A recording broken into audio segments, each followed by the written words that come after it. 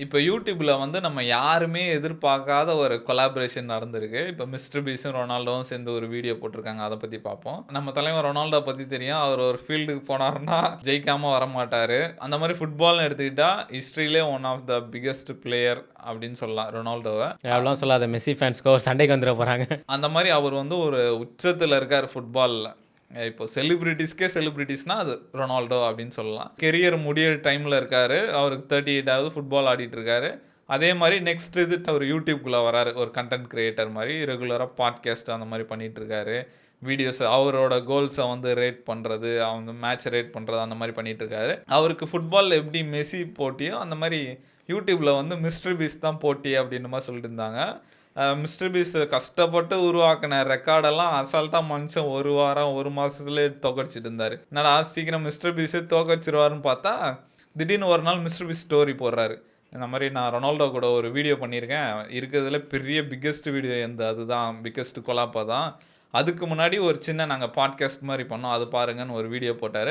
அதுவே சூப்பராக இருந்தது. 2 பேர் அதுக்கு ரொனால்டோவே பயங்கரமாக வீடியோலாம் போட்டிருந்தான். ப்ரோமோ மாதிரி இந்த மாதிரி என் சேனல் அடுத்த கெஸ்ட் யார் தெரியுமா, அவங்க ஒய்ஃப் கிட்ட பேசுறது, அவங்க ஃப்ரெண்ட்ஸ் கிட்ட பேசுறது, அந்த மாதிரி சஸ்பென்ஸாகவே வச்சுட்டு இருந்தாங்க. அந்த மாதிரி அந்த வீடியோ சூப்பராக இருந்தது. நம்மளுக்குமே நிறைய யூஸ்ஃபுல்லாக இருக்கும். மிஸ்டர் வந்து நிறைய டிப்ஸ்லாம் கொடுத்துட்டு இருந்தார். சேனல் எப்படி பண்ணுங்க, இந்த தம்ப்நெயில் எப்படி வைங்க, அப்படி சிரிக்கக்கூடாது அப்படிலாம் செம்மையாக இருந்தது. சரி, அதுக்கப்புறம் வந்து நவம்பர் 30 வந்து வீடியோ போட்டிருந்தாரு. அந்த வீடியோ சூப்பராக இருந்தது. அதில் வந்து நிறைய ரொனால்டோ மட்டும் இல்லாமல் பேஸ்பாலு, அமெரிக்கன் ஃபுட்பால், கல்ஃப் அதெல்லாம் வச்சு பண்ணியிருந்தாங்க. அத்லெட்டிக்ஸு அதுவே செம்மையாக இருந்தது. ஃபஸ்ட்டு வந்து இந்த அமெரிக்கன் ஃபுட்பால் இந்த டாம் பிரைடி அவர் வந்து பண்ணியிருந்தாங்க. ஆனால் நான் இதில் என்ன நோட் பண்ணேன்னா, அவர் வந்து இந்த டாம் பிரைடிலாம் வந்து ஒரு மிகப்பெரிய பிளேயரு. அதிலே காமிச்சிருப்பாங்க. அவர் 7 ரிங்கு போட்டிருப்பார். மிகப்பெரிய பிளேயரு. ஆனால் விட்டுருவாங்க. எனக்கு என்னமோ சரி பாவம் பசங்க ஜெயிக்கிட்டோன்னு விட்டாங்கன்னு நினைக்கிறேன். அதே மாதிரி ரொனால்டோ ஒரு ஷாட்டு கூட அடிக்கல. அதுவும் எனக்கு அப்படி தான் தோணுச்சு. ரொனால்டோலாம் வந்து டெஸ்ட் டு த லிமிட் அப்படின்ற மாதிரி ஒரு ஷோ ஒன்று பண்ணியிருந்தாங்க. ரொனால்டோ வந்து அல்டிமேட்டாக டெஸ்ட் பண்ணுவாங்க. எல்லாத்தையும் கண்ணை கட்டிலாம் அடிக்க வைப்பாங்க. அதுலேயே அவர் எல்லாத்துலேயும் பாஸ் ஆவார். அந்த மாதிரி அவர் நினச்சிருந்தா அசால்ட்டாக வச்சிருப்பாருன்னு நினைக்கிறேன்.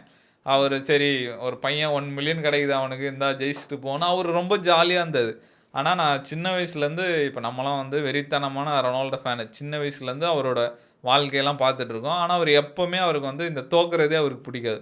வீட்டில் சும்மா டேபிள் டென்னிஸ் ஆடினா கூட அதில் தோத்துட்டாலே ஃபீல் பண்ணிட்டு இருப்பாராம். ஆனால் அப்படி இருக்க மனுஷன் வந்து இப்போ பயங்கரமாக விட்டு கொடுக்குறாரு. நீ ஜெய், இந்த வாட்டி நீ ஜெயிப்ப, நீ இந்த பால் கரெக்டாக அடிப்ப அப்படின்ற மாதிரி சொல்லிட்டு இருந்தார்.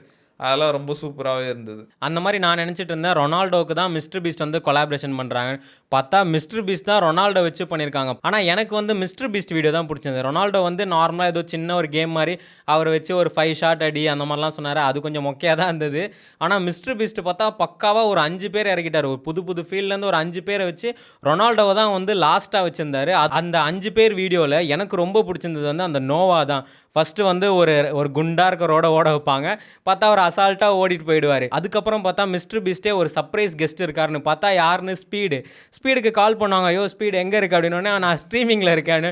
உனக்கு வந்து ரேஸ் போகணுமா, இங்கே நோவா இருக்கார், ஃபாஸ்டஸ்ட் மேன் இந்த எர்த், இவர் கூட நீ ஓடுறியான்னு.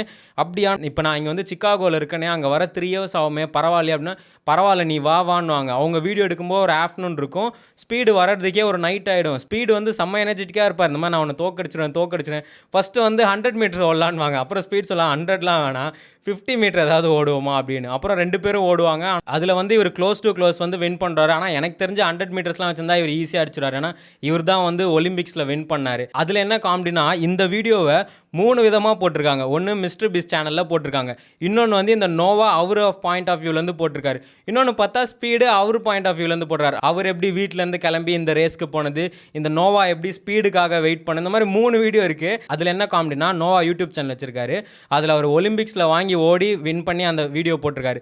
அது பார்த்தா வெறும் 7 லேக் வியூஸ் தான் போயிருக்கு. ஸ்பீடு கூட ஓடி இருக்காரு, அது பார்த்தா 12 லேக் வியூஸ் போயிட்டு இருக்கு. ஒருத்தன் கண்ட்ரிக்காக ஓடி இருக்கான், அதை யாரும் பார்க்கல. ஒரு என்டர்டைன்மெண்ட் ஸ்பீடு வந்து இப்போ செம்ம ட்ரெண்டிங்கான ஒரு யூடியூபர், அவர் கூட ஓடி இருக்காரு, அது வந்து செம்ம வைரலாக போயிருக்கு. அந்த மாதிரி ஸ்பீடை பற்றி சொல்லணும்னா அவர் ஒன்றும் சாதாரண ஆள் கிடையாது. அதனால தான் அவர் பேரே ஸ்பீடாக வச்சுருக்காரு. பயங்கரமாக ஓடுவார். யூடியூப்லேயே ஃபாஸ்டஸ்ட் மேன்னா அது ஸ்பீடு தான். அவரே சொல்லியிருந்தார், நான் வந்து 2028 அந்த ஒலிம்பிக்ஸில் வந்து நான் ஓடுவேன் அப்படின்ற மாதிரி சொல்லியிருக்காரு. இப்போ ஃபாரின் கண்டென்ட் கிரியேட்டர்ஸ்லாம் வந்து அவங்க ரொம்ப ஹெல்த்தியாக எடுத்துகிட்டு போயிட்டுருக்காங்க. ஜேக் பாலும் வந்து அடுத்த ஒலிம்பிக்ஸ் வந்து யூஎஸ்ஏல நடக்க போகுது, லாஸ் ஏஞ்சல்ஸில். அது வந்து பாக்ஸிங்க்கு ரொம்ப ஃபேமஸான ஒரு இடம். அந்த இடத்துல வந்து நடக்கும்போது நான் கண்டிப்பாக பாக்ஸிங் ஒலிம்பிக்ஸில் கலந்துப்பேன் அப்படின்ற மாதிரி சொல்லியிருக்காரு. அப்புறம் இவங்க சூப்பர் சூப்பர் பிராண்டெல்லாம் ரிலீஸ் பண்ணிட்டு இருக்காங்க. அவங்க வந்து பயங்கர ஹெல்த்தியாக எடுத்துகிட்டு போயிட்டு இருக்காங்க. அதே மாதிரி நீ சொன்ன இந்த ஒரு கண்டென்ட்டை வந்து 3 விதமாக போட்டிருக்காங்கன்ட்டு, இப்போ ரீசெண்டாக வந்து லோகன் பால், கேஎஸ்ஐ, மிஸ்டர் பீஸ்ட்லாம் வந்து இந்தியா வந்திருந்தாங்க. அதையும் வந்து அவங்க இப்போ கண்டென்ட் போட ஆரம்பிச்சிட்டாங்க. அது செம்மையாக இருக்கு. எப்புட்றா ஒரு நாள் தானே இருந்தீங்க, இவ்வளோ விஷயம் பண்ணியிருக்கீங்க அப்படின்ற மாதிரி இருந்தது. அங்கே ராமர் கோயிலுக்குலாம் போயிருக்காங்க. கிட்ஸு கூட போய் ஸ்லம்லலாம் கிரிக்கெட் ஆடிருக்காங்க. அந்த மாதிரி ஒருத்தர் ஒரு பாயிண்ட் ஆஃப் வியூவில் வீடியோ போட்டுட்ருக்காங்க. சூப்பராக இருக்குது அதுவும். எல்லாம் ஒரு டீமாக தான் வரானுங்க. அவனுக்குள்ளே ஒரு ஸ்டோரி மாதிரி தனித்தனியாக போட்டு 3 பேர் சேனலில் ஒரு வீடியோவாக போட்டு விட்டுறானுங்க. எனக்கு தெரிஞ்சு இது வந்து ஒன் ஆஃப் த பெஸ்ட் வீடியோலாம் சொல்ல முடியாது மிஸ்டர் பீஸ்ட்க்கு. ஏன்னா இதோட பயங்கரமான வீடியோலாம் பண்ணிட்டாரு. அதுவும் இல்லாமல் அவரோட கேம் ஷோ வேறு ஒன்று வருது அமேசானில். அது பயங்கரமாக இருக்குன்னு சொல்லியிருக்காரு. ஆனால் இது என்ன பிக்கெஸ்ட் கொலாப் யூடியூப்லேயே ரொனால்டோ மிஸ்டர் பீஸ் அது வேணால் நம்ம ஒத்துக்கலாம். இதுக்கு மேலே பெரிய கொலாப் இருக்காது அப்படின்ற மாதிரி. இப்போ நம்ம தலைவர் ரொனால்டோ எடுத்துக்கிட்டான்னா ஃபுட்பாலில் எப்படியோ அந்த மாதிரி யூடியூப்லேயும் பக்காவாக பண்ணிட்டு வராரு. இப்போ அவருக்கு தெரிஞ்சிச்சு இந்த மாதிரி கொலாப்லாம் பண்ணோம் அப்படின்ட்டு. அவங்க டீம்லாம் பேசியிருப்பாங்க, மிஸ்டர் பீஸ்ட் டீம்லாம் இப்படி இப்படி பண்ணுங்க அப்படின்னு. மிஸ்டர் பீஸ்டே அந்த வீடியோவில் சொல்லிட்டு இருப்பார், இந்த மாதிரி நீங்கள் வந்து எப்படி வீடியோ போடணும்னா, நாங்கள் ரொனால்டோவை எப்படி பார்த்தோன்னா ஒரு ஃபுட்பால் பிளேயராக பார்த்தோம். ஸோ நீங்கள் உட்காந்து உங்கள் வீடியோவை இந்த கோல் அடிக்குமா என்னோட மைண்ட் செட் எப்படி இருந்தது அதை பற்றி பேசுங்க. நீங்கள் ஒரு ஸ்டாரை கூப்பிட்டு பேசுங்க. ஏன்னா எங்களுக்கு வந்து உங்களை அப்படி தான் பிடிக்கும், நாங்கள் அந்த மாதிரி தான் உங்களை பார்க்கணும் அப்படின்னு ஐடியாஸ்லாம் கொடுத்துட்டு இருந்தார். அந்த மாதிரி ஜேக் பால் எப்பவுமே பண்ணுவார். இப்போ பாக்ஸிங் மேட்ச் முடிஞ்ச உடனே ஒரு பாட்காஸ்ட் இருக்கும். அது நம்மளுக்கு இருக்குல்ல, அவன் மைண்டில் எப்படி இருந்து நம்ம இங்கே நிறைய பேசுவோம், ரிக் பண்ணிட்டாங்க அப்படின்ற அந்த கொஸ்டின்ஸ் எல்லாமே அவங்க பாட்காஸ்ட்டில் பேசுவாங்க. அது ரொம்ப இன்ட்ரெஸ்ட்டாக இருக்கும் பார்க்க. அந்த மாதிரி மேட்ச் முடிஞ்சோடனே ரொனால்டோ வந்து இந்த மேட்ச் எப்படி இருந்தது அப்படின்னு பேசினாங்க. அந்த மாதிரி தமிழில் அஸ்வின் பண்ணிட்டு இருக்காரு. ஒரு மேட்ச் முடிஞ்சோடனே அது ஒரு சீரியஸாக வந்து நாங்கள் என்ன பண்ணிட்டு இருந்தோம், அவங்க என்ன பண்ணாங்க, அதெல்லாம் சூப்பராக சொல்லிட்டு இருப்பாரு.